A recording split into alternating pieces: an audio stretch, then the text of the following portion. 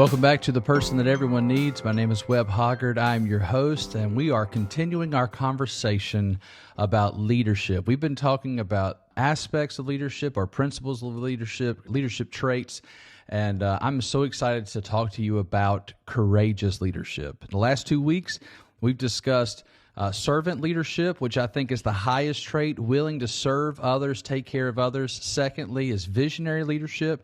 Today, we're going to talk about courageous leadership. Now, before I go into that, I just kind of want to give you a picture of what this looks like. Servant leadership is not a feeling. It's not someone's heart. It's not their intentions. It's not about motive. It's about what you do. Do you serve people? That's what a servant leader does. They do it. They work. It's about what they do with their hands, about helping others. Now, visionary leadership, it's about the mind. It's can you observe things that cannot be seen with the eye yet? Visionary leadership is able to understand trajectory and direction. So courageous leadership, what does that have to do with? It's about the heart. In fact, the word courageous, let me remind you, cur in the English language, early in the Old English, it meant heart. So when we say courageous, we just mean a person full of heart. David was a man that was full of heart. I mean, he was all heart. He was courageous at the very beginning. He was courageous all the way to the end. He was a man who never saw a hill he didn't want to take, never saw a wall he didn't feel like he could jump, never saw a sin that he didn't think he could confess and that God wouldn't forgive him. He was a man after God's own heart. And because of his belief that there was nothing he couldn't accomplish, man, did he accomplish a lot. David models courageous leadership. David had a fully formed identity in God. He was unafraid. He was not skittish. He did not pull away. Whether it was lions or bears or giants or kings or armies, even his sons, shame and pride, how many enemies did David come up against that over and over again he was able to muster over and be victorious? David is a giant. We know him as a giant killer, but David is a giant of faith. He was someone who was full of heart at all times. He repented as passionately as he won victories.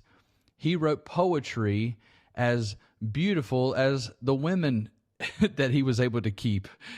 David was a man who, on every front, he was able to write a story worth telling. His life is a masterpiece, and it's because he had a heart to do great things. God loves a heart that wants to do great things. When Moses passed away and the people of Israel were finally able to go into the promised land, Moses handed the leadership off to Joshua, who, from what we can tell, didn't want it and wasn't ready to take it over, he felt. Joshua is told multiple times in chapter 1, be strong and courageous. Be strong and courageous. Now, the word strong means skillful, able. The word courageous means full of heart. Joshua needed to be reminded that over and over again. Do not be afraid. Do not be dismayed. Do not be discouraged, for the Lord your God, He is with you.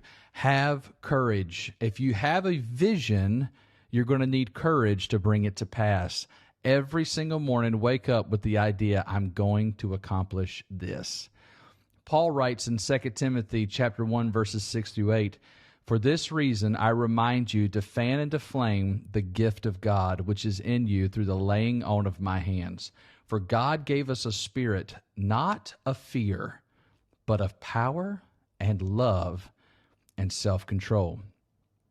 Therefore, do not be ashamed of the testimony about our Lord, nor of me his prisoner, but share in suffering for the gospel by the power of God.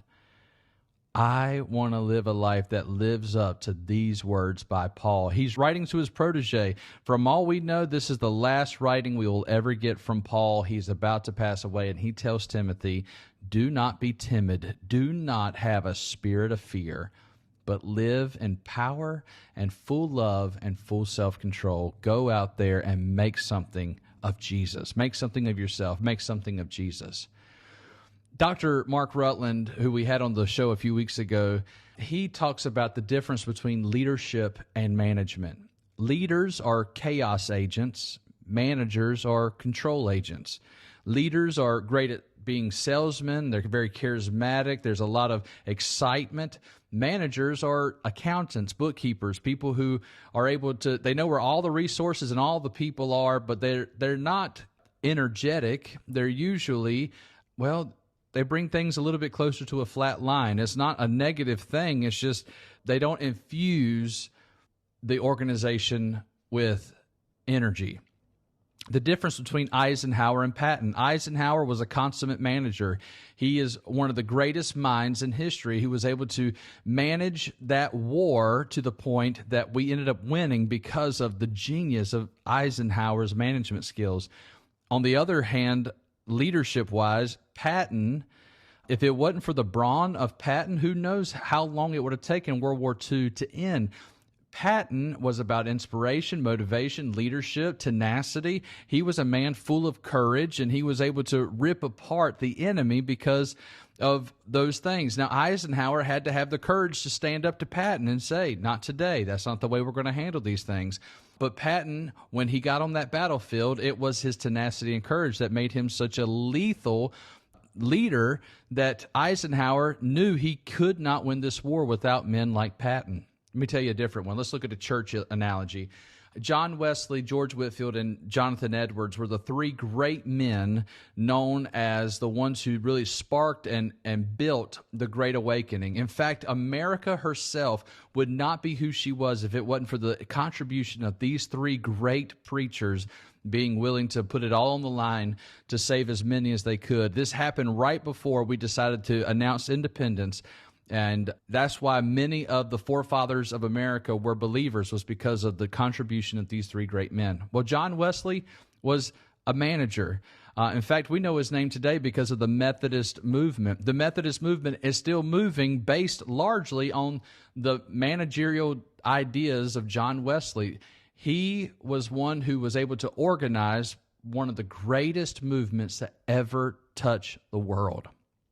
George Whitefield, on the other hand, was a charismatic, loud, boisterous, moving preacher. In fact, it's kind of amazing that George Whitefield had the impact that he did. From what we understand from history, Whitefield was a fat Englishman with crossed eyes. You would not even think that this would be the kind of guy that would have the impact, but thousands and thousands and thousands of people would flock to hear him speak, and he spoke with such conviction that so many of them came to know who Jesus was because of his incredible charismatic gift. Now, Jonathan Edwards was perhaps the most intelligent American to ever live. And Jonathan Edwards was neither charismatic nor did he organize and manage a organization. Jonathan Edwards preached with a monotone, quiet, consistent voice, but his writing ability was so convicting that there were claw marks in the pews in his church because people wanted to find Jesus and they couldn't wait for him to finish his message. They were grinding the pew in front of them, waiting for the altar call so they could run up and accept Jesus.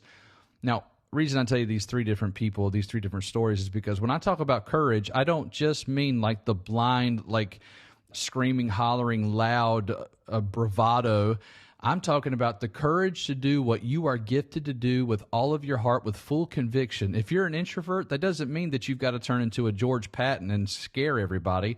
If you're an introvert, what I'm telling you is when you write, when you use your pen, why don't you use it with the same level of conviction as Jonathan Edwards, who everything he wrote dripped with the power, the conviction, the understanding that God is worthy to be looked at with great reverence because of his strength and sovereignty. You should be afraid in the presence of God. Or maybe you're a great manager and you need to take the time like John Wesley to organize something great. Don't feel like you need to be the front person. Feel like you need to be where your greatest gift is, but have the courage to step up knowing what is right because you've been given those gifts. When it comes to understanding courage, there's an old proverb that says the marksman hits the target partly by pulling back and partly by letting go. Courage has to know which one of those things to do at which time. I want to be a people that is courageous enough to make sure that we do the right things right. I want to be someone who does the right things right.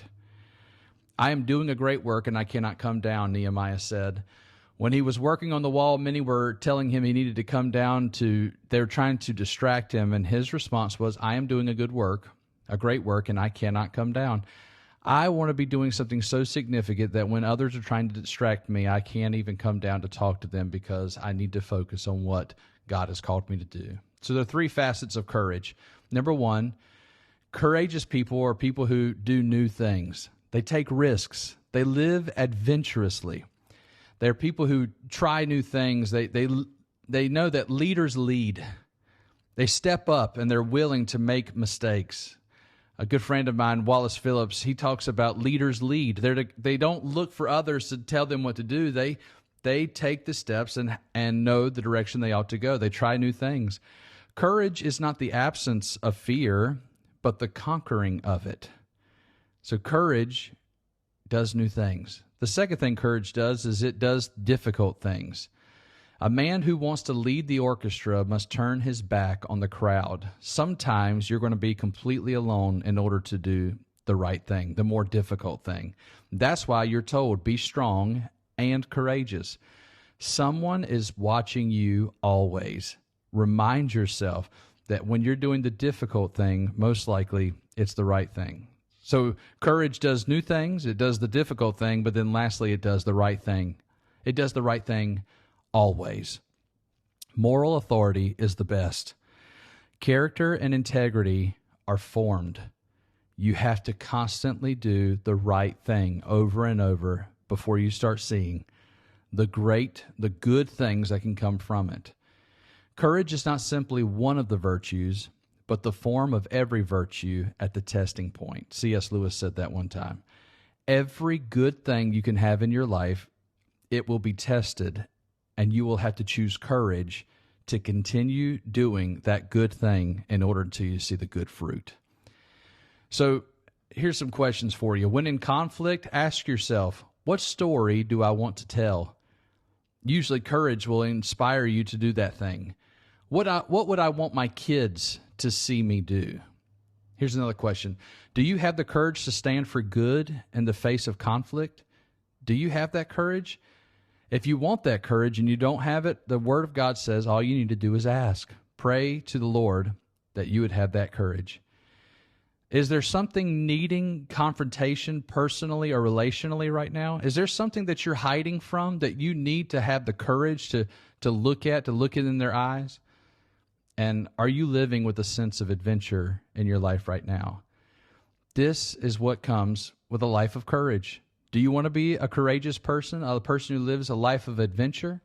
Well, that person does new things, it does the difficult thing, and then it does the right thing. And if you're doing those things long enough, you'll realize that you're doing a great work and you cannot come down. I pray with you right now that you'd be the kind of person doing something significant enough that you have the courage every day to wake up and go after that thing over and over again, that you have the heart of courage, a heart after God, and that you see great things come to pass because of it.